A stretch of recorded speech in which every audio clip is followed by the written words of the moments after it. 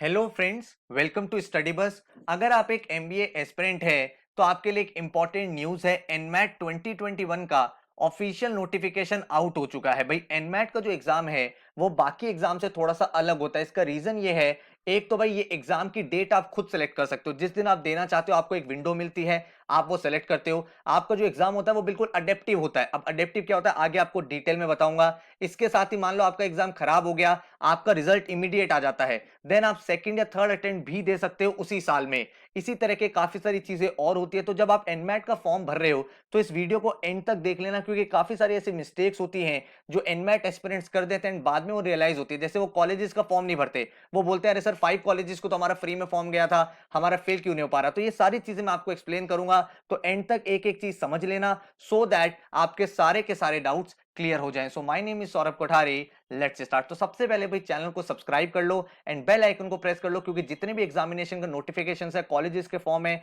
उनके ऊपर हमारी वीडियोस आने वाली है। साथ में क्वांट्स, वर्बल, एलआरडीआई की रिवीजन सीरीज हमारी चली रही है। साथ में हमारा इंस्टाग्राम चैनल है स्टडी बस एजुकेशन, जहां पे डेली बेसिस पे current affairs, quant, shortcut, vocabulary words आपको मिल जाते हैं। अब अगर हम बात करें, एक आप सीरियस एमबीए एस्पिरेंट हो तो हमारा पेन ड्राइव कोर्स भी आ चुका है, जिसमें आप कैट या एमबीए का पेन ड्राइव कोर्स ले सकते हो। अदरवाइज आप इंडिविजुअल सब्जेक्ट्स का भी ले सकते हो, क्वांट का, वर्बल का, एलआरडीए, जीके का। इन पेन ड्राइव कोर्सेज में हमने आपको वीडियो लेक्चर प्रोवाइड करें, बिल्कुल बेसिक से लेकर एडवांस तक। इसके साथ भी आपको एक स्टडी प्लानर मिल जाता है, जिससे आप अपनी पढ़ाई को ऑर्गेनाइज कर सकते हो। एंड साथ में आपको एक डाउट फोरम पोर्टल पे मिल जाता है प्रिपरेशन के टाइम। कोई भी अगर आपको डाउट आ रहा हो तो आपका वो क्लियर हो जाता है। पूरा का पूरा कोर्स बेसिक से लेकर एडवांस तक आपको कराया गया है। एंड आपको जितने भी मेजर एग्जाम्स हैं उनकी टेस्ट सीरीज भी मिलती है। तो कहने का मतलब ये है कि अगर आप इस पेनड्राइव कोर्स को करते हो तो अलग से आपको ना ही कोई कोचिंग चाहिए, ना ही कोई बुक चाहिए, ना ही कोई टेस्ट सीरीज चाहिए। फुल प्लेजेड हम आपकी प्रिपरेशन करा देते हैं। तो अगर आप पेनड्राइव कोर्स बाय करना चाहते हो, हमारी वेबसाइट पे जा सकते हो studybus.co.in, एंड देन आपके विद इन 4 to 5 डेज घर पे आपकी पेनड्राइव किट आ जाती है। अगर आपको देखने में नंबर ऑफ मॉक्स कितने मिलेंगे तो आप यहाँ पे चेकआउट कर सकते हो। जो स्टडी प्लानर होता है उसमें आप अपनी डेट सेट कर सकते हो, उसके अकॉर्डिंग आपके daily goals of the day generate होते हैं, जिसके बाद आप एक वेल स्ट्रक्चर्ड तरीके से अपनी पढ़ाई कर सकते हो। अगर आपको कोर्स के डेमो वीडियो चाहिए, डिटेल चाहिए, आप इस नंबर पे व्हाट्सएप कर सकते हो, कॉल कर सकते हो 9958937705 पर, आपको सारी की सारी डिटेल शेयर कर दी जाएगी। अब अगर मैं बात करूं इंपॉर्टेंट डेट्स की, जो एनमैट की इंपॉर्टेंट डेट्स आई है वो भाई कहां से स्टार्ट हो गई, 3 अगस्त से स्टार्ट हो गया है एंड 10 नवंबर तक इनका रजिस्ट्रेशन डेट है। अब कोई बच्चे लेट हो जाते हैं, कभी कभी वो लेट फिल करते हैं, तो उनको बोला गया लेट रजिस्ट्रेशन, एंड इसकी कुछ फीस एक्स्ट्रा लगती है। तो आपके लिए आप ये मान के चलो कि 3 अगस्त से 10 नवंबर तक का आपका रजिस्ट्रेशन डेट है। अब अगर मैं बात करूं एग्जाम कब से कब तक है, तो एग्जाम की जो डेट्स हैं वो है 14 अक्टूबर से 27 दिसंबर तक। अब होता क्या है, जब आप एनमैट का फॉर्म भरते हो तो आपके सामने विंडो होती है भाई, पूरे 2-3 महीने तक ये एग्जाम चलता रहता है। उसमें जिस डेट को आपको कन्वीनियंट हो आप अपना अटेम्प्ट लिख सकते हो। एक बात ध्यान रखना, एनमैट का जो पेपर होता है ना, उसमें आप मैक्सिमम 3 अटेम्प्ट कर सकते हो, 3 अटेम्प्ट एक साल में। जैसे कैट का एग्जाम हुआ, जैट का एग्जाम हुआ, ये तो साल में एक ही बार होता है। एनमैट आप मैक्सिमम 3 टाइम्स अपीयर कर सकते हो। आपने पहली बार अपीयर किया, देन आपका रिजल्ट अच्छा नहीं आया, आपको लगा अच्छा नहीं आया, क्योंकि इसका रिजल्ट इमीडिएटली आ जाता है, ठीक है। आपको लगा ये वो सेटिस्फैक्टरी स्कोर नहीं है, मैं थोड़ी सी मेहनत और करना चाहता हूं, तो फिर से आप सेकंड अटेम्प्ट का फॉर्म फिल कर सकते हो। आपको उसकी फीस पे करनी होती है, लेकिन आपका साल जो है वो बच जाता है। इसके साथ जो आपको एक चीज समझनी है वो ये है कि 2 अटेम्प्ट्स के बीच में आपका 15 डेज का गैप होना मैंडेटरी है। जैसे आज आपने पेपर दिया, उसका जो नेक्स्ट अटेम्प्ट आप देना चाहते हो वो 15 डेज के बाद ही दे सकते हो। ऐसा नहीं है आज आपने पेपर दिया और कल आप सेकंड अटेम्प्ट दे दो, no this is not possible. तो आपको 15 डेज का गैप लेके चलना है, और इसीलिए आपको ये विंडो प्रोवाइड की जाती है 14 अक्टूबर से 27 दिसंबर तक की। अब आप एक अटेम्प्ट जो है वो अक्टूबर में दे सकते हो, एक अटेम्प्ट अपना नवंबर में दे सकते हो, और एक अटेम्प्ट अपना दिसंबर में दे सकते हो। अगर आप 3 अटेम्प्ट देना चाहते हो, अगर आप 2 देना चाहते हो, आप एक स्टार्टिंग में दे दो, एक एंड में दे दो, अपनी कन्वीनियंस के अकॉर्डिंग। जब आपको ये लगे कि मेरी प्रेपरेशन बिल्कुल ऑन ट्रैक है, मैं यहां पे स्कोर कर सकता हूं, ठीक है। और एग्जाम की जो डेट सेलेक्ट करनी होती है जब आप फॉर्म फिल करते हो, उसके बाद ही आपके सामने ऑप्शन होता है स्केड्यूलिंग का। आप वहां पे जाते हो, आप देखते हो आपके घर के पास कौन सा सेंटर है, या फिर आप घर से ही अपना एग्जाम देना चाहते हो, उसके अकॉर्डिंग आप डेट सेलेक्ट करते हो एंड देन आप अपना स्लॉट बुक कर लेते हो, ठीक है। तो इस तरह से पूरा का पूरा प्रोसेस काम करेगा। तो इंपॉर्टेंट चीज जो समझनी है वो ये है कि रजिस्ट्रेशन की डेट्स ये है, एग्जामिनेशन की डेट्स ये है, और आपको 2 अटेम्प्ट्स के बीच में 15 डेज का गैप होना मैंडेटरी है। अब जरूरी नहीं आपको तीनों अटेम्प्ट देने हैं, हो सकता है आपने पहला अटेम्प्ट दिया, आपको वो ड्रीम स्कोर आ गया, आपका 260 270 का स्कोर आ गया, आपको पता है मैं सारी कट ऑफ क्लियर कर लूंगा, तो फिर आपको अटेम्प्ट देने की जरूरत नहीं है। अगर आपका थोड़ा सा कम रह जाता है तो अपना रिवीजन वगैरह करा, 15-20 डेज बाद अपना स्लॉट फिर से बुक किया एंड एग्जाम को अपीयर कर सकते हो। तो ये पूरा एनमैट का स्ट्रक्चर रहता है। अब अगर मैं एग्जामिनेशन पैटर्न की बात करूं तो एनमैट का जो पेपर होता है वो अडेप्टिव इन नेचर होता है। अब अडेप्टिव का क्या मतलब हुआ? अडेप्टिव का मतलब ये होता है कि जो आपने क्वेश्चन करा है वो क्वेश्चन अगर आपका सही है तो नेक्स्ट क्वेश्चन आपका डिफिकल्ट आएगा, अगर आपने जो क्वेश्चन करा है वो गलत है तो नेक्स्ट क्वेश्चन आपका इजी आएगा। अब इसका मतलब ये नहीं है कि इजी आएगा तो गलत कर दो, नहीं। क्यों? क्योंकि जब आप सही करते हो आपको मार्किंग भी ज्यादा मिल रही है, ठीक है। जैसे कैट का पेपर हो गया, जैट का पेपर हो गया, इसमें तो फिक्स्ड वही क्वेश्चंस होते हैं, 100 क्वेश्चन, उसी में से आपको मार्क्स मिलते हैं और सारे क्वेश्चन एक दूसरे के इंडिपेंडेंट होते हैं। यहाँ पे क्या होता है, जो आपने क्वेश्चन करा है वो क्वेश्चन अगर आपका करेक्ट है तो जो सिस्टम उसको रियलाइज होता है, हाँ भाई आपको इतना कॉन्सेप्ट तो आता है, नेक्स्ट क्वेश्चन वो आपको डिफिकल्ट देगा। आपने वो भी सही कर दिया, उसके बाद आपको नेक्स्ट क्वेश्चन थोड़ा सा और डिफिकल्ट देगा और आपकी जो मार्किंग है वो उसी तरह से इंक्रीज भी होती जा रही है, आपको हायर मार्क्स मिल रहे हैं। लेकिन अगर आप गलत करे जा रहे हो क्वेश्चन तो वो समझ जाएगा अगर आपको कॉन्सेप्ट नहीं आते, आप इजी इजी क्वेश्चन भी गलत कर रहे हो तो आपका स्कोर काफी कम रह जाता है। तो इसको बोलते हैं अडेप्टिव टाइप ऑफ एग्जाम। यहाँ पे क्या होता है, स्टार्टिंग के कुछ क्वेश्चन फिक्स होते हैं, उसके बाद जिस तरह से आप आंसर करोगे उसी बेसिस पे आपका नेक्स्ट क्वेश्चन आएगा। और एनमैट के एग्जाम में आप कोई भी क्वेश्चन स्किप नहीं कर सकते, आपको आंसर करना ही पड़ता है क्योंकि उसी के बेसिस पे नेक्स्ट क्वेश्चन आपके सामने आता है, ठीक है। तो ये आपके सामने पूरा सिस्टम बन गया। अब पूरे पेपर में आपके 3 सेक्शंस होते हैं, language, quantitative and LR. And the best part about NMAT is कि आप यहां पे ऑर्डर एंड सीक्वेंस जो है वो सेलेक्ट कर सकते हो। जैसे कैट का पेपर होता है, कैट में फिक्स होता है, पहले आपके सामने वर्बल आएगा, उसके बाद एलआरडीए आएगा, देन आपके सामने क्वांट्स आएगा। लेकिन एनमैट में आप अपने अकॉर्डिंग जो आपको अच्छा लगे, आप पहले एलआरडीए करना चाहते हो एलआरडीए कर सकते हो, फिर आप क्वांट्स करना चाहते हो, फिर वर्बल करना चाहते हो, जो भी आप पैटर्न बनाना चाहते हो अपने पेपर का वो आप उस दिन सेलेक्ट कर सकते हो। नंबर ऑफ क्वेश्चंस आपको बता देता हूं, लैंग्वेज के 36 क्वेश्चन, क्वांट के 36 क्वेश्चंस, उसके बाद एलआर के भी आपके सामने 36 क्वेश्चन होते हैं। जो टाइम होता है वो वर्बल सेक्शन के लिए आपको 28 मिनट्स मिलेंगे, क्वांट के लिए आपको 52 मिनट्स मिलेंगे एंड एलआर के लिए आपको 40 मिनट्स मिलेंगे। तो टोटल आपके सामने 108 क्वेश्चंस होंगे एंड 120 मिनट्स का आपका पेपर होगा, मतलब 2 आवर्स का एग्जाम है। अब जो स्कोर आएगा वो आपका 36 से लेके 360 के बीच में आएगा, ठीक है। तो हर एक सेक्शन जो है वो 120 मार्क्स का होता है एट मैक्स। इसमें से आपको मार्क्स मिलेंगे, जितने आपने क्वेश्चन करे उसके अकॉर्डिंग आपकी स्कोरिंग होगी एंड देन आपका ओवरऑल स्कोर कैलकुलेट होगा। तो ये आपका पूरा का पूरा पेपर का स्ट्रक्चर रहता है। अब मैं अगर आपसे बात करूं कि हमें एनमैट के लिए अप्लाई करना चाहिए कि नहीं करना चाहिए, यहां पे समझते हैं। तो एनमैट हमें क्यों देना चाहिए, उसके कुछ रीजंस हैं।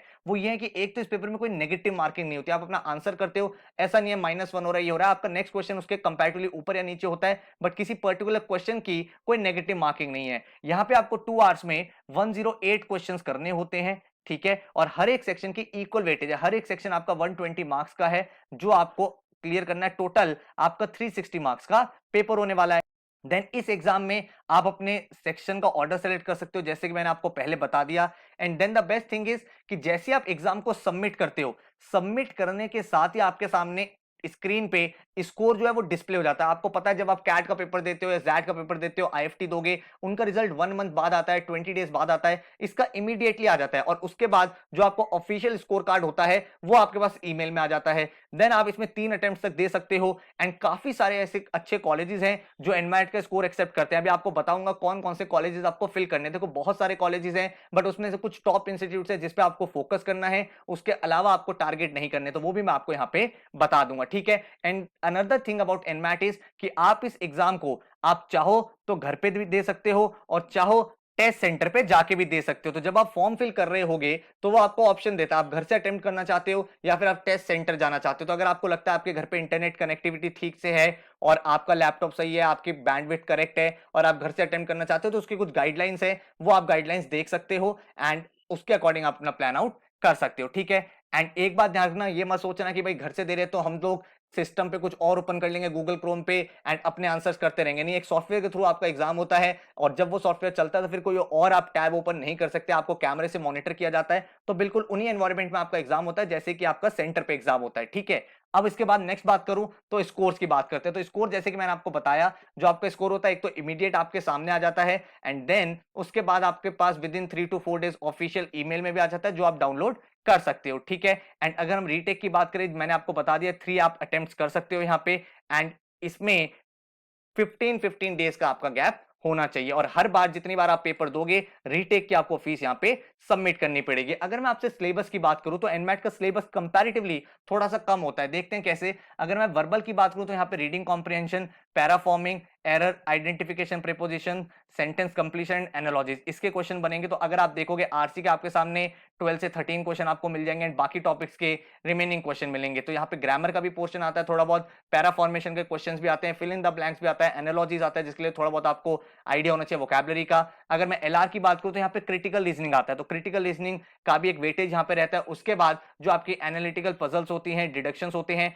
एंड देन आपके जितने भी एलआर के टॉपिक्स होते हैं, जितने भी आपने टॉपिक्स पढ़े हैं एलआर के, वो सारे टॉपिक्स आपको यहाँ पे देखने को मिल जाते हैं। देन अगर हम क्वांटिटेटिव एप्टीट्यूड की बात करें तो यहाँ पे आपका ज्योमेट्री का सेक्शन नहीं आता है, तो इसमें आपको ज्योमेट्री नहीं आता है, इसमें आपका नंबर्स का टॉपिक आता है, अरिथमेटिक रहता है, एल्जेब्रा रहता है और मॉडर्न मैथ्स का प्रोबेबिलिटी पीएनसी रहता है। तो ज्योमेट्री आपको यहाँ देखने को नहीं मिलता है। और डीआई की अगर हम बात करें तो यहाँ पे केसलेट्स और टेबल्स के कुछ क्वेश्चन मिलते हैं, ग्राफ और चार्ट के कुछ क्वेश्चन मिलते हैं एंड डेटा सफिशिएंसी के कुछ क्वेश्चंस मिल जाते हैं। तो आपको यहाँ पे ज्योमेट्री नहीं पढ़ना होता एंड कंपैरेटिवली आप देख सकते हो इसका जो सिलेबस है लिमिटेड है और ये सारी चीजें आपको अच्छे से करके जानी है। इसके बाद अगर हम बात करें कि एग्जामिनेशन फीस कितनी रहती है, तो यहाँ पे एग्जामिनेशन फीस क्या रहती है, जब आप फिल करोगे जो आपको रजिस्ट्रेशन डेट दे रखे है वो 2300 प्लस जो आपके टैक्सेस है उसका चार्ज लगता है। अगर आपने लेट रजिस्ट्रेशन किया तो उसका 2800 प्लस टैक्सेस लगता है। अगर आप रीटेक दे रहे हो तो अगर आप सेकंड अटेम्प्ट दे रहे हो, थर्ड अटेम्प्ट दे रहे हो तो उसका फीस भी 2300 है। एंड अगर आप किसी एग्जाम को रीशेड्यूल करते हो, मान लो आपने एक डेट को बुक किया और आपने कहा इस डेट को मैं एग्जाम नहीं दे सकता, उसका रीजन हो सकता है कि आपको कहीं इमरजेंसी में जाना है या फिर आपको उस दिन लगता है कि मैं तैयार नहीं हूं एग्जाम देने के लिए, मुझे और प्रिपरेशन चाहिए, तो आप अपने एग्जाम को रीशेड्यूल कर सकते हो, उसका 1200 का एडिशनल चार्ज आता है। अब जो आपका स्कोर आता है वो आप 5 कॉलेजेस को सेंड कर सकते हो। देखो एनमैट का स्कोर जो है वो बहुत सारे कॉलेजेस एक्सेप्ट करते हैं, तो आप 5 कॉलेजेस को अपने स्कोर को सेंड कर सकते हो, फ्री में जाएगा उनके पास स्कोर। एंड उसके बाद अगर आप और कॉलेज में देना चाहते हो तो उसका 300 पर स्कोर लगेगा। अब बच्चे यहां पे कंफ्यूज क्या हो जाते हैं कि 5 कॉलेजेस में हमारे स्कोर फ्री गए, इसका मतलब हमें उन कॉलेजेस का फॉर्म नहीं भरना। इसका मतलब ये नहीं है, इसका मतलब सिर्फ ये है कि जो आपका एनमैट का रिजल्ट आएगा वो ऑटोमेटिकली उन कॉलेजेस के बाद चला जाएगा, लेकिन आपको उन कॉलेजेस का इंडिविजुअल फॉर्म फिल करना ही पड़ेगा। अगर आप इंडिविजुअल फॉर्म फिल नहीं करोगे तो आपका स्कोर अगर चला भी गया तो वो कॉलेज आपको कॉल ही नहीं करेगा, क्योंकि आपने उस कॉलेज में अप्लाई किया ही नहीं है। ठीक है, आपने सिर्फ स्कोर सेंड किया, तो आपको कॉलेजेस का इंडिविजुअल फॉर्म फिल करना पड़ता है। तो अब क्वेश्चन ये निकल के आता है कौन कौन से कॉलेज का फिल करे। तो एनमैट का जो मेजर फ्लैगशिप इंस्टीट्यूट है वो हम सबको पता है नारसी मुंजी इंस्टीट्यूट ऑफ मैनेजमेंट स्टडीज है, तो ये आप फिल कर दोगे। इसके मल्टीपल कैंपसेस हैं, तो आप जब फिल कर रहे होते तो आपके सामने ऑप्शन होता है कौन कौन से कॉलेजेस आपको फिल करने हैं, कौन कौन से कैंपसेस आपको फिल करने हैं। तो एनमैट का जब आप फॉर्म भर रहे हो तो डेफिनेटली एनएमआईएमएस का फॉर्म तो फिल करोगे ही करोगे, क्योंकि ये इसका फ्लैगशिप कॉलेज है। तो इसका मुंबई वाला कैंपस बेस्ट है और उसके बाद इसके बैंगलोर में कैंपस है, हैदराबाद में कैंपस है, तो वो आप अकॉर्डिंगली प्लान कर सकते हो। उसके बाद जो एक अच्छा कॉलेज है जो आप टारगेट कर सकते हो एनमैट के थ्रू वो है केजे सोमाया। तो केजे सोमाया ने भी आपका एनमैट का स्कोर एक्सेप्ट करना स्टार्ट कर दिया है, तो एक अच्छा कॉलेज है, आरओआई की टर्म में भी डिसेंट है और वैसे एक ओवर द ईयर्स इसने ठीक ठाक परफॉर्म किया है। हम ये नहीं बोलेंगे टीयर 1 का कॉलेज है, बट हाँ एक डिसेंट कॉलेज है, एवरेज कॉलेज से ऊपर ये माना जाता है, टॉप 30-40 में आपका ये इंस्टीट्यूट काउंट होता है। इसके बाद एनमैट के थ्रू आप जेवियर यूनिवर्सिटी टारगेट कर सकते हो। जेवियर में एक्सआईएमबी जो कॉलेज है, XIMB one of the best college माना जाता है। इसका जो एचआर वाला प्रोग्राम है इसमें आप एंटर कर सकते हो एनमैट के थ्रू। तो अभी करेंटली तो यही सिचुएशन है कि एक्सआईएमबी में एचआर वाला कोर्स एक्सेप्ट होता है। अगर फ्यूचर में कुछ चेंजेस होते हैं कि और कोर्सेज में भी ये ले रहे हैं तो वो मैं आपको अपडेट यहाँ पे कर दूंगा। इसके अलावा एक जो डिसेंट ऑप्शन है वो है आईबीएस, इक्फाई बिजनेस स्कूल में अगर आप जाना चाहते हो तो उसमें भी आप एनमैट के थ्रू जा सकते हो। और एक और कॉलेज है बोकनी, यहाँ पे भी आप एनमैट के थ्रू जा सकते हो। तो ये कुछ 4-5 मेजर कॉलेजेस है जिसमें आप ट्राई कर सकते हो। और भी काफी सारे इंस्टीट्यूट्स है, बट मेरी रिकमेंडेशन ये है कि ये 4-5 कॉलेजेस ऐसे हैं जिसमें आप एनमैट के थ्रू जाओगे तो वो वर्थ इट हो सकता है। वैसे तो मेरा जो टॉप अगर आप प्रायोरिटी पूछोगे तो ये लेफ्ट वाले 2 ही कॉलेज बोलूंगा मैं, एनमैट का एनएमआईएमएस और केजे सोमाया। बट कुछ बच्चे ऐसे होते हैं जो भाई थोड़े बहुत अपने ऑप्शंस को ओपन रखते हैं, तो आप इन कॉलेजेस का फॉर्म भी फिल कर सकते हो। तो इन कॉलेजेस का इंडिविजुअल फॉर्म तो फिल आपको मैंडेटरी करना ही करना है और इन कॉलेजेस में स्कोर आपका ऑटोमेटिकली चला जाएगा जब आप अपना फॉर्म फिलिंग के टाइम इन कॉलेजेस का नाम सेलेक्ट कर लोगे। ठीक है, तो आई होप मैंने आपको एनमैट का पूरा प्रोसेस समझा दिया है, किस तरह से चीजें काम करती है। अगर मैं बात करूं कट ऑफ्स की, तो कट ऑफ जो है वो वेरी करते हैं। लास्ट ईयर जो कट ऑफ है वो ज्यादा गई थी। अगर आप मुंबई कैंपस की बात करोगे तो आपको अप्रोक्सीमेट 235 प्लस मार्क्स चाहिए थे, तब आपको यहां पे कॉल आती। एंड उससे पहले अगर आप देखोगे तो आप 208 210 का कट ऑफ यहाँ पे रहता था। ठीक है, तो आपका जो ड्रीम स्कोर होना चाहिए वो यही होना चाहिए भाई, मुझे यहाँ पे 250 प्लस स्कोर करना है। माइंड में 250 प्लस लेके चलो, अगर इससे ऊपर आ गया तो लास्ट ईयर का अगर पेपर पैटर्न रहता है, डिफिकल्टी लेवल वही रहता है, तो आपको यहाँ पे कॉल सारे कॉलेजेस से आ जाएगी। एक बात ध्यान रखना, यहाँ पे सेक्शनल कट ऑफ भी रहती है, तो लास्ट ईयर बहुत सारे बच्चों को इसलिए कॉल नहीं आई थी क्योंकि वो सेक्शनल कट ऑफ क्लियर नहीं कर पाए थे। तो वो चीज भी आप अपने माइंड में देख लेना कि तीनों सेक्शन पे आप बिल्कुल इक्विवेलेंट मेहनत कर रहे हो, तब जाके यहाँ पे आपको कॉल बन पाएगी। और बाकी कॉलेजेस की कट ऑफ किस तरह से सेक्शनल कट ऑफ रहती है उसके ऊपर आने वाले टाइम में मैं डिटेल वीडियोस बनाने वाला हूं। So thank you so much, take care and all the best.